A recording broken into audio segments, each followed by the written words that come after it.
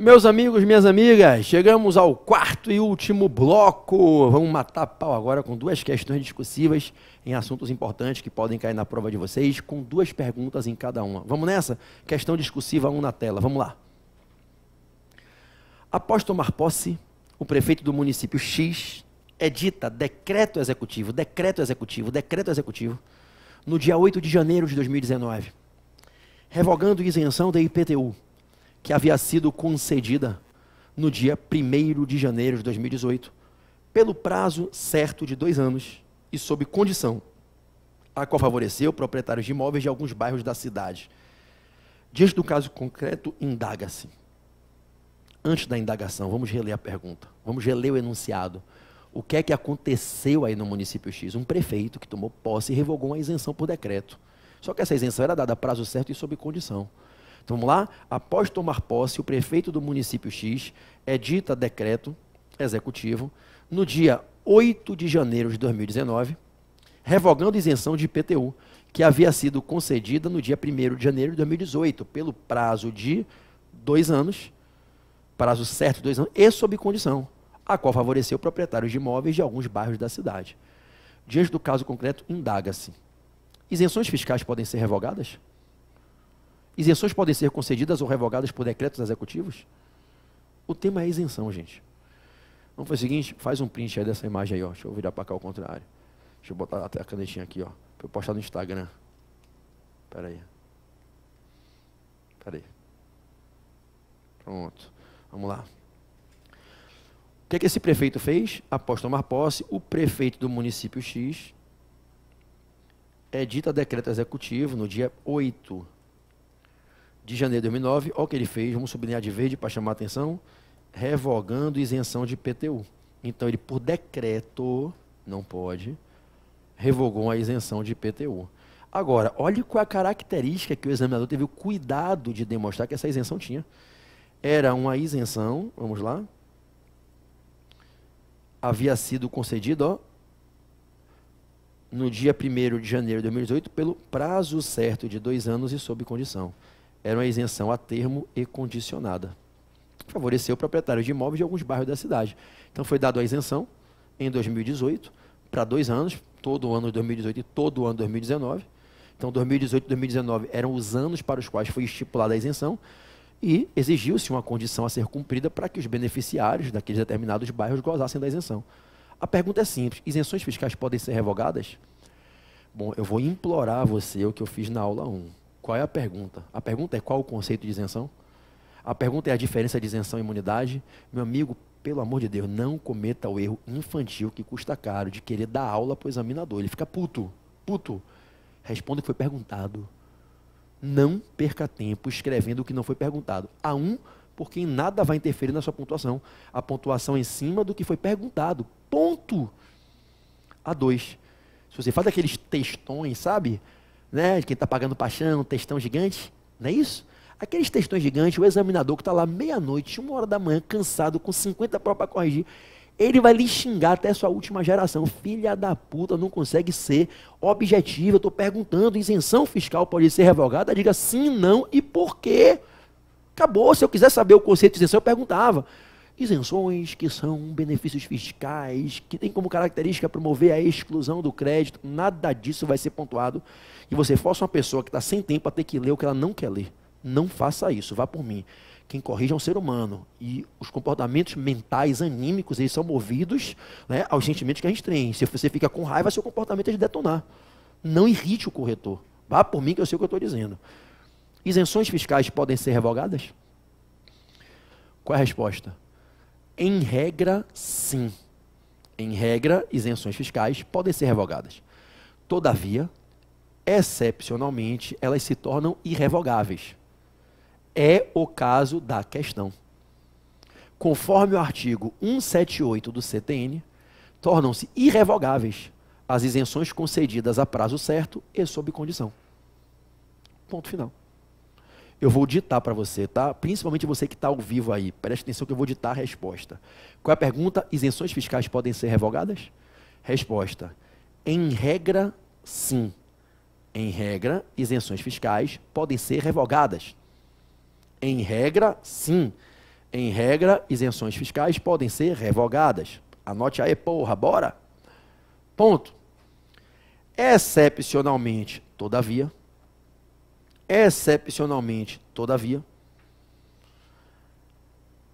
as isenções se tornam irrevogáveis. Excepcionalmente, todavia, as isenções se tornam irrevogáveis. Parênteses. É o que ocorre quando são concedidas,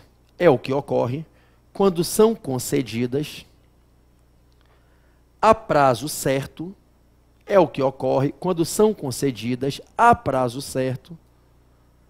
e sob condição. É o que ocorre quando são concedidas a prazo certo e sob condição. Tracinho dentro do parênteses. Artigo 178 do CTN. Artigo 178 do CTN. Fecha parênteses. É o que ocorre quando são concedidas a prazo certo e sob condição. Tracinho, artigo 178 do CTN, fecha parênteses. Ponto. No caso em tela, se tem isenção irrevogável. No caso em tela, se tem isenção irrevogável. Ok? Observe que eu respondi o que foi perguntado. Isenções em regra são revogáveis, excepcionalmente, todavia, ficam irrevogáveis, que é quando são concedidas a prazo certo e sob condição. O artigo que fundamenta essa resposta é o artigo 178 do CTN, e é o caso em tela. Afirmei que, nesse caso, a isenção é irrevogável. Beleza? Letra B. Isenções podem ser concedidas ou revogadas por decretos executivos? Qual a pergunta? Pode ou não pode? Isenções podem ser concedidas ou revogadas por decretos executivos? Não. Isenções não podem ser concedidas nem revogadas por decretos executivos. Não. Isenções não podem ser concedidas ou revogadas por decretos executivos. Ponto. Como regra, isenções dependem de lei específica. Isenções dependem de lei específica para ser concedidas ou revogadas. Como regra, isenções dependem de lei específica para ser concedidas ou revogadas. Parênteses. Artigo 150, parágrafo 6º da Constituição. Artigo 150, parágrafo 6º da Constituição. Fecha parênteses. Ponto. Excepcionalmente, isenções dependem de convênios ou tratados internacionais. Excepcionalmente, isenções dependem de convênios ou tratados internacionais. Excepcionalmente, isenções dependem de convênios ou tratados internacionais. Parênteses. É o que acontece em relação ao ICMS. É o que acontece em relação ao ICMS. Dentro do parênteses, tracinho. Dentro do parênteses, tracinho. Artigo 155. Artigo 155. Parágrafo 2º. Artigo 155, parágrafo 2º, inciso 12. Inciso 12, a linha G, G de gato. A linha G. 155, parágrafo 2º, inciso 12, a linha G da Constituição. Artigo 155, parágrafo 2º, inciso 12, a linha G da Constituição, combinado com Lei Complementar, LC, Lei Complementar 24 de 75. Lei Complementar 24 de 75. Lei Complementar 24 de 75. Ok? Ponto final. Fechamos? Então, o que é que eu tive aqui? Um prefeito, por decreto, fez aquilo que ele não pode fazer por decreto. A matéria fica na reserva legal, somente através de lei se pode conceder ou revogar a isenção, ok? E tem que ser uma lei específica. Tá? A Constituição, no artigo 150, parágrafo 6º, exige uma lei específica. A lei específica é o contrário da lei genérica. Lei genérica é a lei que fala sobre vários assuntos diferentes na própria lei. Lei específica é a lei monotemática, é feita só para esse tributo, só para esse ato de isenção. Isenções dependem de lei, reserva legal, ok? Tem que ser lei específica, é uma lei só para aquilo ali, para o parlamento se debruçar no assunto e, com atenção, olhar aquela possível renúncia de receita. A exceção é o ICMS, em que as isenções de ICMS não podem vir por lei, tem que vir de acordos. No plano nacional, os convênios que se celebram no Conselho Nacional de Política Fazendária, CONFAS, os convênios do CONFAS. E no plano internacional, tratados internacionais, ok? Isenção não se concede nem se revoga por decreto. Regra, lei específica, excepcionalmente, convênios ou tratados internacionais, exclusivamente para o ICMS, essa situação de convênios e tratados internacionais. Isenções podem ser revogadas? Em regra, sim. Ficam, todavia, excepcionalmente irrevogáveis quando concedidas a prazo certo e sob condição. Artigo 178 do CTN. Vamos para a questão de número 2. Vamos encerrar esse bate-papo de hoje. Vamos lá, me tira da tela. Vamos lá, questão 2. Maria ajuizou a ação anulatória de lançamento fiscal na vara de fazenda pública do município Beta. Maria ajuizou a ação anulatória de lançamento fiscal na vara de fazenda pública do município Beta e foi surpreendida pelo juiz titular, que condicionou o deferimento da petição inicial à apresentação de comprovação de feitio de depósito prévio em dinheiro do montante integral que fora lançado. Diante do feito, indaga-se. Qual é o feito? Vamos lá. Maria ajuizou a ação anulatória de lançamento fiscal na vara de fazenda pública do município Beta e foi surpreendida pelo juiz titular, que condicionou o deferimento da petição inicial à apresentação da comprovação de feitio de depósito prévio em dinheiro do montante integral que fora lançado. Diante do feito, indaga-se. A. Sabendo-se que Maria, de fato, ajuizou a ação sem ter feito o depósito, acertou o juiz ao condicionar a admissibilidade da ação ao referido depósito? Acertou o juiz? O juiz poderia dizer que só conhece da ação se ela fizer o depósito do montante integral em dinheiro, ou seja, para eu poder ajuizar uma ação, para questionar, eu tenho que depositar o dinheiro que foi lançado. E se eu for pobre e não tiver dinheiro, me cobrar equivocadamente um valor astronômico, como é que eu ajuizo a ação? Como é que eu acesso o judiciário? Como é que fica a minha garantia constitucional do livre e inafastável acesso à justiça do artigo 5º, inciso 35 da Constituição? O artigo 5º, 35, que diz que é inafastável o acesso ao judiciário para se pleitear a jurisdição, que nenhuma lesão ou ameaça de lesão a direito será obstada de apreciação pelo Poder Judiciário.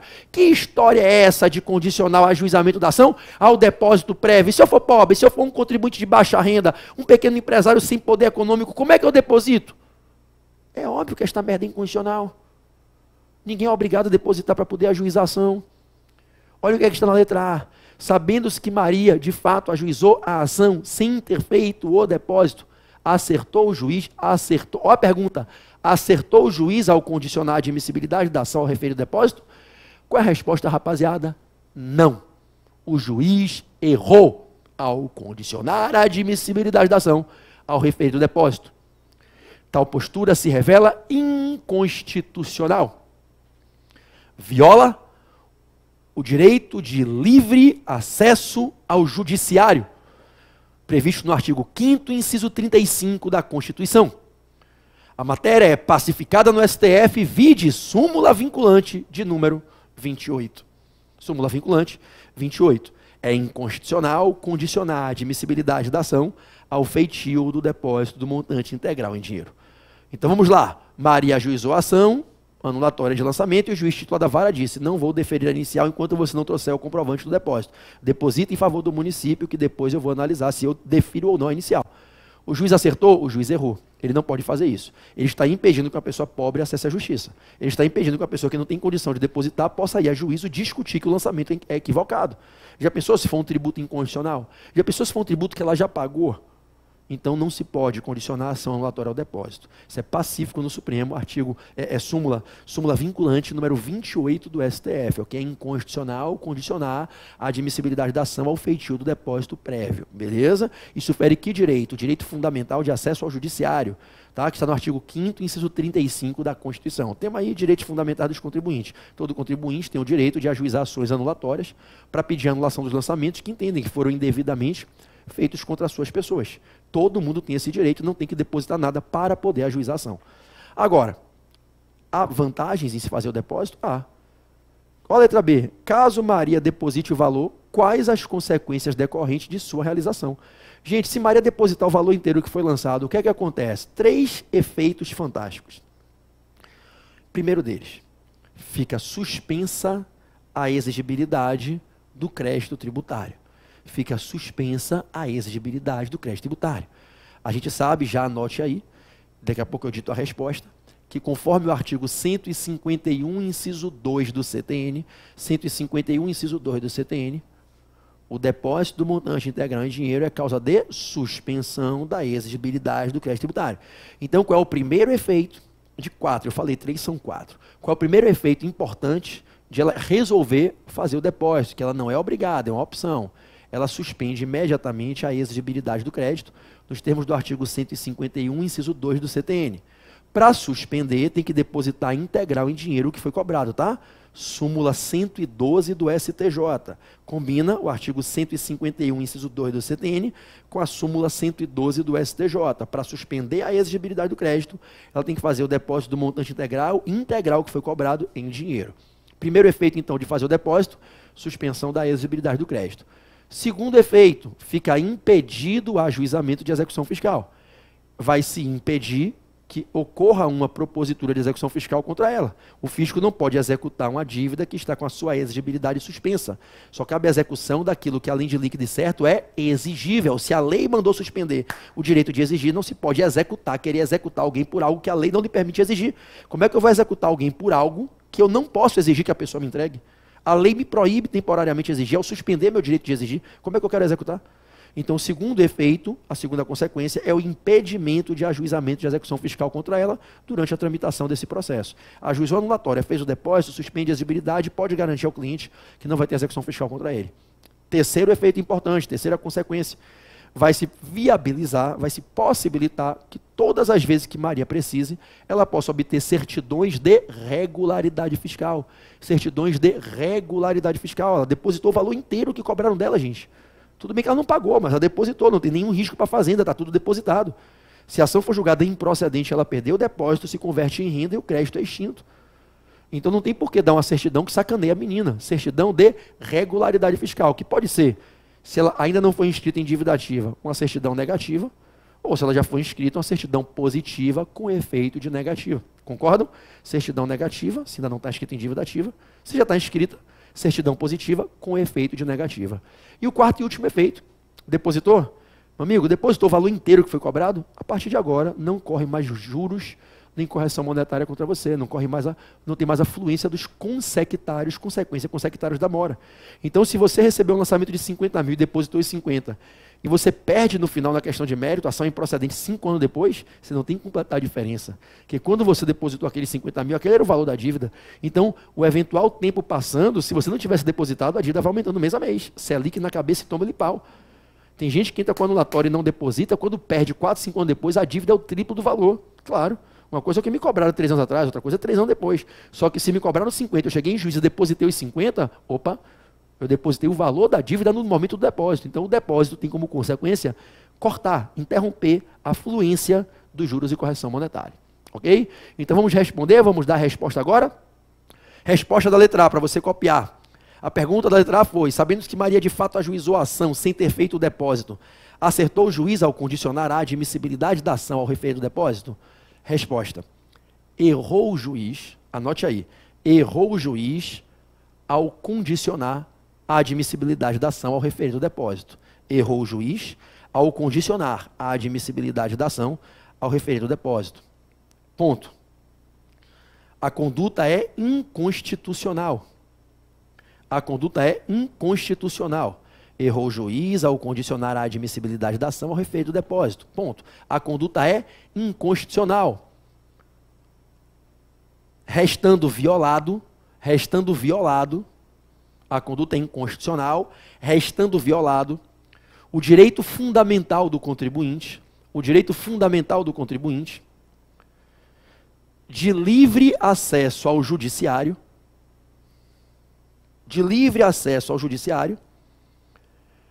previsto no artigo 5º, inciso 35 da Constituição. restando violado o direito fundamental do contribuinte de livre acesso ao judiciário, previsto no artigo 5º, inciso 35 da Constituição. Ponto. A jurisprudência é pacífica nesse sentido. A jurisprudência é pacífica nesse sentido.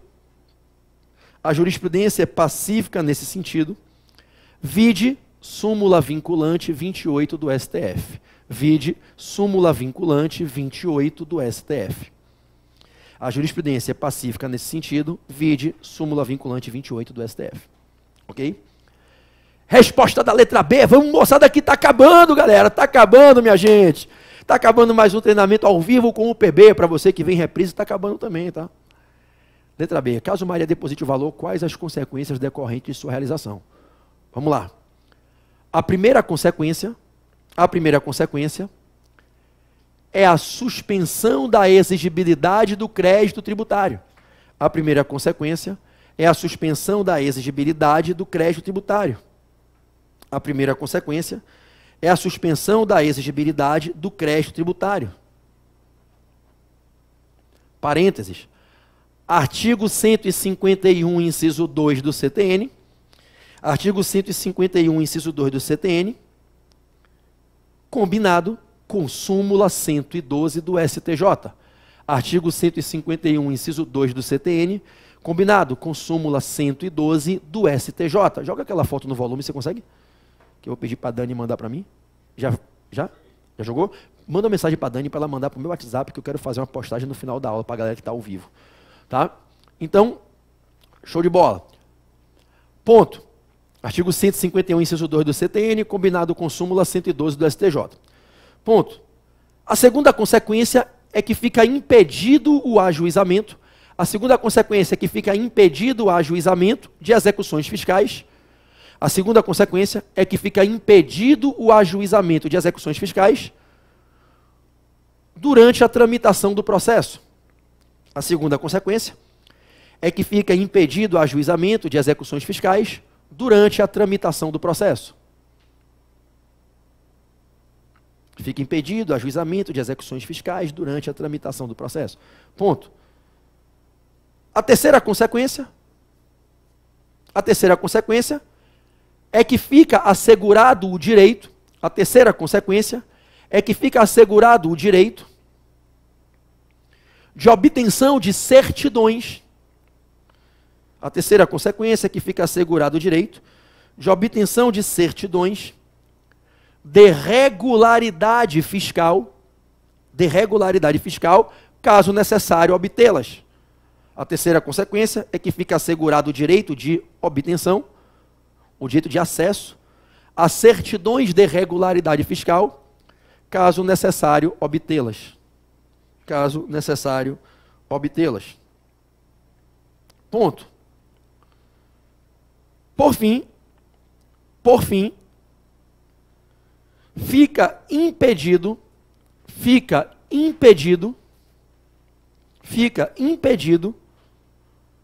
desculpe, não é que fica impedido, fica obstada a fluência, obstada, não tem I, né? Obstada a fluência dos juros e correção monetária. Fica obstada a fluência dos juros e correção monetária. Ok? Ponto. Abre um parágrafo. Caso a ação seja julgada procedente,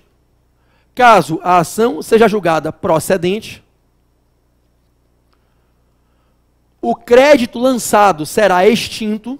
Caso a ação seja julgada procedente, o crédito lançado será extinto pela decisão judicial transitada em julgado.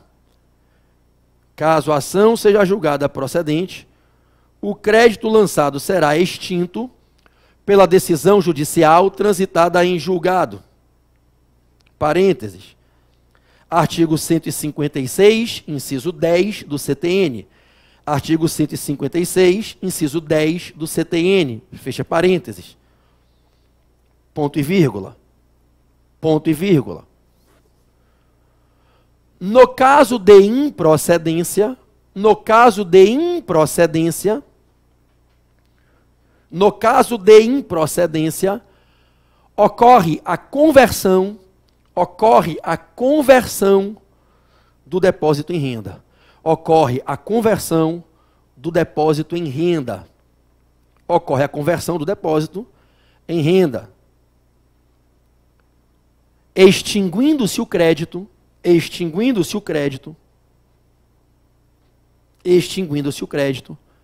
na forma do artigo 156, inciso 6 do CTN. Ocorre a conversão do depósito em renda, extinguindo-se o crédito na forma do artigo 156, inciso 6 do CTN. E ponto final. Joga a imagem cheia para mim. Imagem comigo, para a gente encerrar agora. Meus amados, conseguimos, né? Para quem está ao vivo aí, após 2 horas de aula, para quem está ao vivo foi mais de 2 horas, porque a gente bateu papo aqui entre um bloco e outro, abrindo o sinal ao vivo só para quem estava ao vivo, né? Com a nossa interação aqui. Estamos chegando ao nosso final. Faltam algumas semanas para a sua prova. E preste muita atenção, você que está ao vivo ou você que está me vendo em reprise. Olha bem nos meus olhos. Olha aqui, eu estou olhando por dentro dessa câmera. Eu quero que você sinta o meu olhar furando você aí, meu irmão, minha irmã. A sua aprovação só depende de você. Da sua garra. Da sua capacidade de se superar. Da sua capacidade de vencer o seu cansaço. De se manter focado no seu sonho, cara. Você quer essa porra dessa carteira? Você quer conseguir, enfim, se livrar do exame de ordem e poder começar a exercer a profissão da advocacia. Você quer poder bater no peito e dizer, eu venci. Você quer se libertar daquelas pessoas chatas que enchem o saco toda hora monitorando sua vida e perguntando, não passou, não foi? Você quer se livrar disso tudo. Você quer conseguir ingressar no hall dos advogados e advogadas do Brasil. Você pode. Você tem que fazer o que tem que ser feito, devorar essas aulas, treinar as peças. Faça, você consegue. Olha para mim, você consegue. Mais de 30 mil pessoas já passaram pelo meu treinamento e foram aprovadas. Você também consegue, elas não são melhores que você, mas elas fizeram tudo o que tinha que ser feito, como você tem que fazer, cara. Eu sei que tem dias que você está cansado, eu sei que tem dias que você tem que ir de uma cidade para outra. Imagine a pessoa que está no Rio de Janeiro, trabalhando no centro do Rio, tem que ir para Niterói, amigo. Tem que ir para São Gonçalo, o cara que está lá morando em Maceió tem que ir lá para Palmares, o cara que mora em Salvador tem que ir para a Feira de Santana. Eu sei que é difícil para muita gente, mas a vida é assim. Grandes resultados exigem grandes sacrifícios. Renuncie, priorize, se jogue de corpo e alma, porque senão não é só a carteira do AB, é na vida, você nunca vai ter nada de sucesso. Pessoas de sucesso têm um perfil característico, são pessoas que se agigantam na dificuldade, são pessoas que não deixam que a dificuldade seja mais forte do que a atitude. Se você disser para você mesmo, essa porra é difícil, porque é difícil, você não faz o que tem que ser feito, caralho, tu vai se fuder a vida inteira, porra. Tu vai ser um merda a vida inteira.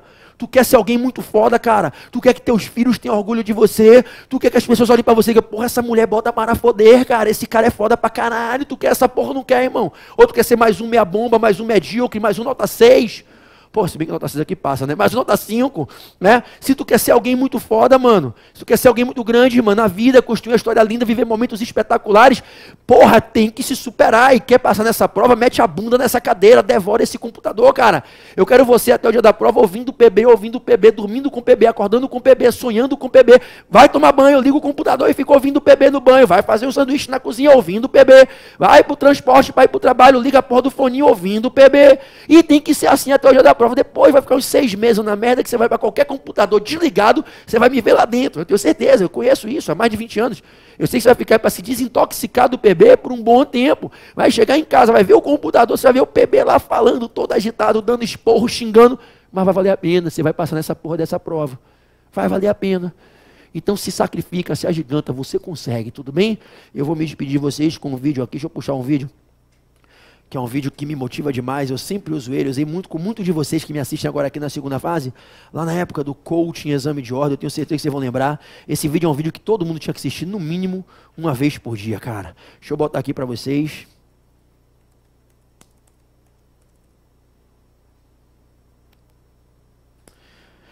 Para que você se lembre que quando está difícil, você pensa que você não consegue, você consegue ir muito além de onde o seu corpo está mandando você parar, pelo cansaço, pela estafa, às vezes pela ansiedade, pelo medo. O cérebro da gente é muito inteligente, ele é programado para a gente não sofrer. Então, quando você está diante de um momento que você vai começar a sofrer, o cérebro manda você parar. E você pensa que você não consegue, mas você consegue muito além.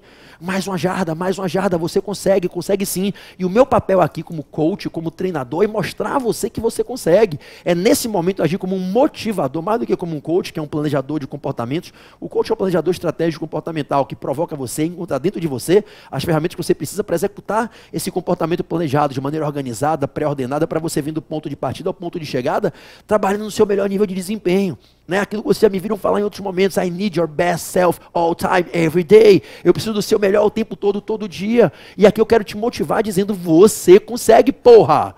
E muito além, tá cansado agora, vai assistir mais uma porra de uma aula de 3 horas, cara. Vai dormir lá para 1 hora da manhã, meu irmão, mas eu tenho que acordar cedo, acorda com sono. Porra, amigo, Bill Gates dizia pra galera lá no treinamento dele na Califórnia, se você não tem olheira, você não merece trabalhar comigo. Para você acordar na hora que você acorda feliz, sem estar cansado, sem despertador, você tem que estar rico, milionário, com seus sonhos realizados. Se você não está vivendo seus grandes sonhos, não tem sua estabilidade financeira, sua prosperidade profissional, não dá o melhor às pessoas que você ama, você não pode acordar na hora que você quer, você tem que acordar na hora que é necessário, você tem que dormir com sono e acordar com sono. Porra, senão você não vai vencer na vida.